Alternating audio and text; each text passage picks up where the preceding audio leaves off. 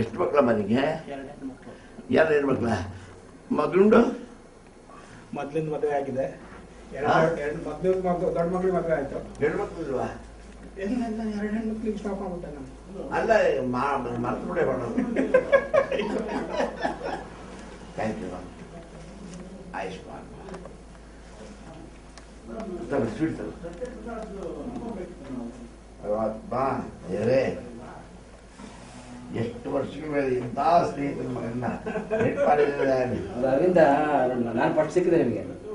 ನಮ್ಮ TV first ನಮ್ಮ ಎಲ್ಲ ವ್ಯವಸ್ಥೆ ಮಾಡೋನು ಬೇಕಾಗಿತ್ತು. ಹಾಗಾಗಿ ಅವನಿಗೆ ಅವನಂದ್ರೆ ಭಾರಿ ನೀನು ಉಂಟಾ ಇದು ನಮ್ಮ ತಂದೆದು ಸ್ವಲ್ಪ ಕೆಲವೆಲ್ಲ ಬಾಕಿ ಇದೆ ಅವನಿಗೆ. ಇವತ್ತು ರಾತ್ರಿ ನಾನು ಅದನ್ನೆಲ್ಲ ಮಾಡಿಸ್ಕೊಡ್ತೀನಿ ಅಂತ. ಸ್ವಲ್ಪ ಅವೆಲ್ಲ ಲಿಮಿಟೆಡ್ ಇವಾಗ ನಮಗೆ ಗುರುಗಳ ಈಗ ಸಾಗರ ಅಂತ ಒಂದೇ ಅಲ್ಲ, ಬೇರೆ ಬೇರೆ ಪ್ರದೇಶಗಳ ರಾಜ್ಯದ ಮೂಲೆ ಮೂಲೆ ಪ್ರಪಂಚ ಎಲ್ಲ ಮೂಲೆಗಳಲ್ಲಿ ನಿಮ್ಮ ಅಭಿಮಾನಿಗಳು ನಿಮ್ಮ ಜೊತೆ ಒಡನಾಡಿಗಳು ಸಾಕಷ್ಟು ಜನ ಇದ್ದಾರೆ. ಸೊ ಅದರಲ್ಲಿ ಒಬ್ಬ ರಂಗಭೂಮಿಯಲ್ಲಿ ಕೆಲಸ ಮಾಡಿರ್ತಕ್ಕಂಥ ಕಮಲಾಕ್ಷ ಪಂಡಿತರು, ಅವ್ರ ಕುಟುಂಬದವರು ಅಥವಾ ಎಸ್ ಎಸ್ ಕುಮಟ, ನೀವು ಅಂಥ ಒಂದು ಸಾಲಿನಲ್ಲಿ ಯಾರ್ಯಾರನ್ನು ನೆನೆಸ್ಕೊಡ್ತೀರಿ ಅಂತಕ್ಕಂಥ? ಈಗ ನಮಗೆ ಯಾರು ಹೆಚ್ಚು ಯಾರು ಕಮ್ಮಿ ಅನ್ನೋ ಒಂದು ಸ್ನೇಹದ ಸಾಗರದಲ್ಲಿ ಯಾವಲೆ ಚೆನ್ನಾಗಿದೆ, ಯಾವಲೆ ಗಂಡಲೆ, ಯಾವಲೆ ಹೆಣ್ಣಲೆ, ಯಾವ ಅಲೆ ಯಾವ ಫೋರ್ಸಲ್ಲಿ ಬರುತ್ತೆ ಇವೆಲ್ಲ ಮೆಷರ್ ಮಾಡಲ್ಲ. ಅದು ಹೆಣ್ಣಲೆ ಆಗಲಿ ಗಂಡಲೆ ಆಗಲಿ ಆ ಬರೋ ಸೊಬಗನ್ನು ಸೌಂದರ್ಯನ ಪ್ರಕೃತಿ ತನ್ನಲ್ಲಿ ಇಟ್ಕೊಂಡ್ರೆ ಆ ಆನಂದವನ್ನು ನಾವು ಅನುಭವಿಸ್ತಾ ಕೂತ್ಕೋತೀವಿ ವಿನಃ ಅಲೆ ಬಗ್ಗೆ ಅಲ್ಲ. ಹಾಗೆ ನಮ್ಮ ಸ್ನೇಹ ಹೇಗೆ ಬೆಳೀತಪ್ಪ ಇಡೀ ಕರ್ನಾಟಕ ತುಂಬ ಅಂದರೆ ಆ ಅಲೆಯಲ್ಲಿ ನಮಗೆ ತೇಲಿ ಬಂದವರು ಅಲೆ. ನನಗೆ ಇದುವರೆಗೂ ಒಬ್ಬ ಸ್ನೇಹಿತರು ಕೆಟ್ಟವನು ಅಂತ ಇದುವರೆಗೂ ಕಂಡಿಲ್ಲ. ರಾಜಕಾರಣಿಗಳು ಬೇಕಾದಷ್ಟು ಮಾಡಿದವರು ಇದ್ದಾರೆ, ಅವ್ರು ಯಾರೂ ನನಗೆ ಶತ್ರುಗಳಾಗಿ ಕಂಡೇ ಇಲ್ಲ. ಅವ್ರನ್ನ ಕಂಡಾಗ ಅವ್ರ ತಪ್ಪುಗಳನ್ನು ಕಂಡಾಗ ನನಗೆ ಎಂದೂ ಸಿಟ್ಟು ಬಂದಿಲ್ಲ. ಅಯ್ಯೋ ಇವ್ರಿಗೆ ಇಷ್ಟೊಂದು ತಾಕತ್ತು ಶಕ್ತಿ ಅಧಿಕಾರ ಎಲ್ಲ ಇದೆಯಲ್ಲ, ನಾವು ಅಧಿಕಾರನೂ ಕೊಟ್ಟು ಕೂರಿಸಿದೀವಲ್ಲ, ಇವ್ರು ಯಾಕೆ ಇನ್ನಷ್ಟು ಒಳ್ಳೇದು ಮಾಡಬಾರ್ದು ಅಂತಾಯಿತು. ಅದನ್ನು ನನ್ನ ಸ್ನೇಹಿತರು ತುಂಬ ಲೈಕ್ ಮಾಡೋರು. ಅಂಥದ್ರಲ್ಲಿ ನಾವು ಸಾಗರಕ್ಕೆ ಹೋದಾಗ ನಮ್ಮ ಪಂಡಿತರು, ನಾನು ಇದರಿಂದ ಅನೇಕರ ತಿದ್ದಿದ್ದೀನಿ. ಇವಾಗ ಪಂಡಿತರಿರ್ಬೋದು ಅಥವಾ ನಮ್ಮ ಮಾಸೂರು ಇರ್ಬೋದು ಅಥವಾ ನಮ್ಮ ಅವನ ಎಸ್ ಎಸ್ ಕುಮಟಾ ಇರ್ಬೋದು, ಇವರು ನರಸಿಂಹನವರು ಜನ ಇವರೆಲ್ಲರೂ ನನಗೆ ಹೇಗಿದ್ರು ಅಂದರೆ ನನಗೆ ಸುತ್ತ ಒಳ್ಳೆ ಒಂದು ಕಬ್ಬಣದ ಕೋಟೆ ಇದ್ದಾಗಿದ್ದರು. ಯಾಕೆಂದರೆ ನಾನು ರಂಗದ ಮೇಲೆ ನಿಂತ್ಕೊಂಡು ಬೈಯುವಾಗ ಅವರು ಹೊರಗಡೆ ನಾನು ಬರ್ತಿದ್ದಾಗ ನನಗೆ ಒಳ್ಳೆ ಕಬ್ಬಣದ ಕೋಟೆ ಆದಾಗ ಆಗಿಬಿಡೋರು. ಆಮೇಲೆ ಅಲ್ಲಿ ನಮ್ಮ ಕಮಲಾಕ್ಷ ಪಂಡಿತ ದೆಸೆಯಿಂದ ಕೆಲವು ಪತ್ರಿಕೆಯವರು ನನಗೆ ಸಪೋರ್ಟಿಂಗ್ ಶುರುವಾಯಿತು. ಹೀಗಾಗಿ ನಮ್ಮ ಮನೆ ಬಿಟ್ಟರೆ ನಾನು ಇನ್ನೊಂದು ಮನೇಲಿ ಊಟ ಮಾಡ್ತಾ ಇದ್ದಿದ್ದು ಅಂದರೆ ನಮ್ಮ ಪಂಡಿತನ ಮನೇಲೇ. ಆ ಪಂಡಿತನ ಮನೆಗೆ ಹೋದಾಗ ಅವರ ಶ್ರೀಮತಿಯವರು ಹಾಕ್ತಾಯಿದ್ದ ಅನ್ನ ನನಗೆ ನಮ್ಮ ಅಮ್ಮ ಹಾಕ್ತಾಯಿದ್ದ ಅನ್ನೋದು ಜ್ಞಾಪಕ ಬರೋದು. ಹೀಗಾಗಿ ಏನಾಗ್ಬಿಡ್ತು ಅಂದರೆ ನಮಗೆ ಈ ಸ್ನೇಹದ ಕಡಲು ಅಂತಾರಲ್ಲ, ಆ ಸ್ನೇಹದ ಕಡಲಲ್ಲಿ ನಾನು ಮರೆಯಲಾಗದಂಥ ಊರು ಪೈಕಿ ಸಾಗರ ಒಂದು ಬಹಳ ಶ್ರೇಷ್ಠವಾದ್ದು. ಆರ್ಥಿಕವಾಗಿ ತಗೋತೀರಾ, ಮಾರಮ್ಮನ ಜಾತ್ರೆಗೆ ಹೋದರೆ 4 ಊರಿನ ಲಾಸನ್ನ ಅಲ್ಲಿ ಮಾರಮ್ಮ ತುಂಬಿಕೊಡ್ತಾ ಇದ್ದು ನನಗೆ. ಅದರ ಜೊತೆಗೆ 4 ಕಂಪ್ನಿ ಒಂದ್ಸಲ 4 ಕಂಪ್ನಿ ಸೇರಿತ್ತು. ನಮ್ಮದು ಸಿಂಧುಡಿ ವೀರಪ್ಪನವರದ್ದು, ಸುಬ್ಬಯ್ಯನಾಡುಗಳದ್ದು, ಗುಬ್ಬಿ ವೀರಣ್ಣವರದ್ದು 4 ಕಂಪ್ನಿ ಸೇರಿತ್ತು.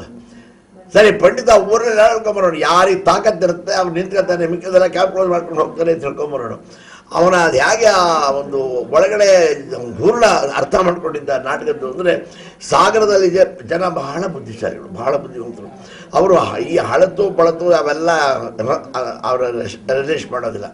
ಅವರಿಗೆ ಒಂದು ಇನೋವೇಟಿವ್ ಸ್ಪಿರಿಟ್ ಬೇಕು, ಒಂದು ಸೃಜನಶೀಲತೆಯಿಂದ ಬರ್ತಕ್ಕಂಥ ನಾಟಕಗಳಾಗಲಿ ಅಥವಾ ಆ ಒಂದು ಕಾಮೆಂಟ್ಸ್ ಆಗಲಿ ಕೇಳುವಂಥ ಜನ. ಸಾಗರ ಆಗ್ಬೋದು, ಶಿರ್ಸಿ ಆಗ್ಬೋದು, ಸಿದ್ದಾಪುರ ಆಗ್ಬೋದು, ಆ ಪ್ರಾಂತ್ಯವೆಲ್ಲ ಅಷ್ಟೇ. ನಾನು ಇವತ್ತಿಗೂ ಅಲ್ಲೆಲ್ಲ ಭಟ್ರು ಅವರು ಇವರು ಅಂತ ಬರ್ತಾರಲ್ಲ, ಅವ್ರ ಬಗ್ಗೆ ತುಂಬ ಎಚ್ಚರಿಕೆಯಿಂದ ಮಾತಾಡ್ತೀನಿ.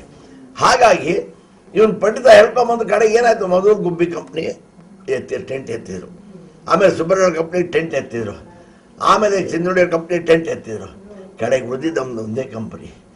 ಅದು ಇವರು ಬರೀ ಲಂಚಾವತಾರ ಆಡ್ತಾನೇ ಇದ್ವಿ ನಾವು. ಲಂಚಾವತಾರ 1ಕ್ಕೆ 3 ಕಂಪ್ನಿ ಎತ್ತಿ ಕಡೆಗೆ ಉಳಿದಿದ್ದು ಲಂಚಾವತಾರ ಒಂದೇ. ಅದಾದಮೇಲೆ ನಾವು ಭ್ರಷ್ಟಾಚಾರ ನಡುವಿನ ಆಡಿದ್ದು. ಹಾಗಾಗಿ ಅವನಿಗೆ ಪಂಡಿತನ ಒಂದು ವಿಶೇಷವಾದ ಗುಣ ಆಯಿತು. ಅವನು ಯಾರನ್ನಾರು ತುಂಬ ಹಚ್ಕೊಂಡು ಬಿಟ್ಟರೆ ಅವರೇ ಅವನಾಗಿಬಿಡೋರು, ಅವರನ್ನೇ ಅವನಾಗಿಸ್ಕೊಂಡು ಬಿಡೋನು. ಇವಾಗ ಫಾರ್ ಎಕ್ಸಾಂಪಲ್ ನನಗೆ ಏನಾರು ಅಕಸ್ಮಾತ್ ಒಂದು ಒಳ್ಳೆಯ ಹೆಸರು ಬಂದರೆ, ಒಂದು ಒಳ್ಳೆಯ ಸನ್ಮಾನ ಬಂದರೆ, ಅಥವಾ ನನಗೆ ಯಾರು ಒಂದು ಒಳ್ಳೆಯ ಹಾರ ಹಾಕಿ ಅವನಿಗೆ ತನಗೇ ಆದಷ್ಟು ಖುಷಿ ಪಡೋರು. ಅವರನ್ನು ನಾನು ಎಷ್ಟೋ ಸಲ ಹೇಳುವೆ, ಹೀಗೆ ಎಲ್ಲರ ವಿಚಾರದಲ್ಲೂ ಇರ್ತೀಯ ನೋಡಿ ನೀನು ಪಂಡಿತ. ಅಂದರೆ ಎಲ್ಲರ ವಿಚಾರದಲ್ಲಿ ಯಾಕೆ ಇರೋಣ, ಬರ್ತಾರೆ ಕೆಲವು ಮೂರ್ಖರು ಬರ್ತಾರೆ, ಆದರೆ ನಮಗೆ ನಿಮ್ಮಿಂದ ನಾವು ತಗೊಳ್ಳೋದು ಬಹಳ ಇದೆ ಅಂತ ಹೇಳೋರು. ಅವಾಗ ನನಗೆ ಚಿಕ್ಕ ವಯಸ್ಸು, ಇವಾಗ ಏನು ವಯಸ್ಸಾದ ಅನುಭವೋಕ್ತವಾದಂಥ ಜ್ಞಾನ ಆಗಲಿ ಯಾವುದೂ ಇಲ್ಲ. ಆದರೆ ಸ್ನೇಹದಲ್ಲಿ ಬಹಳಷ್ಟು ಕಲಿತೆ, ಅವನಿಂದ ಬಹಳಷ್ಟು ಕಲಿತೆ, ನಮ್ಮ ಮಾಸೂರಿಂದ ಬಹಳಷ್ಟು ಕಲಿತೆ. ಮೇಲಾಗಿ ಇವರೆಲ್ಲ ತುಂಬ ನಾಟಕ ಪ್ರಿಯರು. ಇವರಿಗೆ ಸಿನಿಮಾಕ್ಕಿಂತ ನಾಟಕ ಬಹು ಆಸಕ್ತಿ. ಯಾಕೆಂದರೆ ಇದು ನಾಟಕ ಜಂಗಮ, ಸಿನಿಮಾ ಸ್ಥಾವರ. ಅದನ್ನು ಇವರು ನಾಟಕವನ್ನು ಯಾತಕ್ಕೆ ನೋಡೋರು ಅಂದರೆ ಇವರು ಪ್ರಸಕ್ತವಾದಂಥ ರಾಜಕೀಯದ ಟೀಕೆ ಟಿಪ್ಪಣಿಗಳನ್ನು ಕೇಳೋದಕ್ಕೆ ಅವ್ರಿಗೆ ಭಾಳ ಇಷ್ಟ. ನಾವು ಪೇಪರಿಂದ ತಗೊಂಡು ನಾವು ಟೀಕೆ ಮಾಡ್ತಿದ್ವಿ, ನಮ್ಮ ಕಲ್ಪನೆ ಅದಕ್ಕೆ ಸೇರಿಸಿ ಟೀಕೆ ಮಾಡಿದಾಗ ಆ ಕಲ್ಪನೆ ಮಾರನೇ ನಾವು ಪೇಪರ್ನ ಬರೋದು. ಹೀಗೆ ನಮ್ಮ ಸ್ನೇಹದ ವ್ಯಾಪ್ತಿಯೊಳಗೆ ಅನೇಕ ಸಲ ಕೂತ್ಕೊಂಡು ಜೀವನದ ಬಗ್ಗೆ ಇದ್ರ ಬಗ್ಗೆ ಎಲ್ಲ ಮಾತಾಡಿದ್ದೀವಿ. ಅಲ್ಲಿಂದ ವರದಳ್ಳಿಗೆ ಹೋಗುವಾಗಲೂ ಅಷ್ಟೇ, ನಾನು ಪಂಡಿತ ಅವರೆಲ್ಲ ವರದಳ್ಳಿಗೆ ಹೋದರೆ ಅಲ್ಲಿ ಏನೋ ಒಂಥರ ನಮ್ಮ ಗುರು ಸಾನ್ನಿಧ್ಯ ಸಿಕ್ಕಿದ ಹಾಗೆ, ಗುರುಗಳು ಊರಲ್ಲಿದ್ದಾಗ ಖಂಡಿತವಾದ ದರ್ಶನ ಕೊಡ್ತಾಯಿದ್ರು. ಇದೆಲ್ಲ ಭಾಳ ದೊಡ್ಡ ಜೀವನದ ಮೌಲ್ಯಗಳು, ಎಲ್ರಿಗೂ ಲಭ್ಯವಾಗೋದಿಲ್ಲ.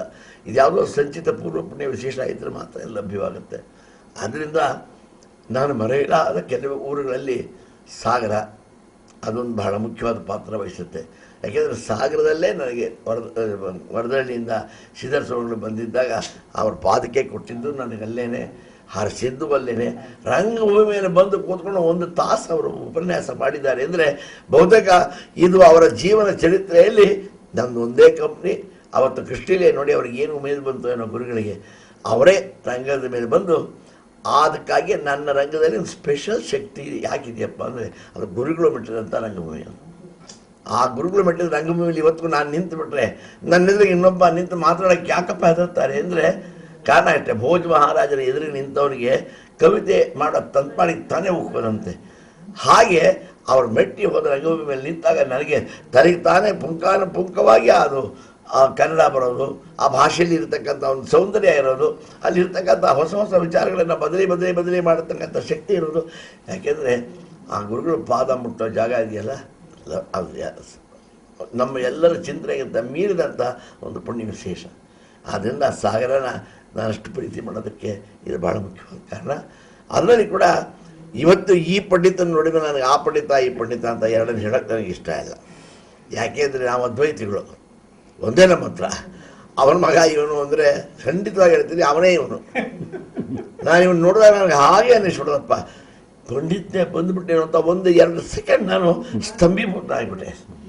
ಆವಾಗ ಅನ್ನಿಸ್ತು, ಹೌದಪ್ಪ ಹೀಗೆ ಹುಟ್ಟಿದರೆ ಈ ಥರ ಹುಟ್ಟಬೇಕಪ್ಪ ರಿಪ್ಲಿಕ್ ಅಪ್ಪಂದು. ಅಂದರೆ ಅವನ ನಗು, ಅವನ ಮಾತು, ಅವನ ರೂಪು, ಅವನ ಮನಸ್ಸು ಎಲ್ಲಕ್ಕೂ ಮಿಗಿಲಾಗಿ ಅವನು ತನ್ನ ತಾಯಿ ಬಗ್ಗೆ ಇಟ್ಕೊಂಡಿರ್ತಕ್ಕಂಥ ಅಭೂತಪೂರ್ವವಾದಂಥ ಒಂದು ಭಕ್ತಿ, ಇದು ಬಹಳ ವಿಶೇಷವಾದ್ದು. ಬಹುತೇಕ ನನಗೆ ಅನಿಸುತ್ತೆ ಇವನ ಆರ್ಜಿತವಾದಂಥದ್ದು, ಇವನ ಸಂಚಿತವಾದಂಥ ಪುಣ್ಯ ವಿಶೇಷವಾದದ್ದು.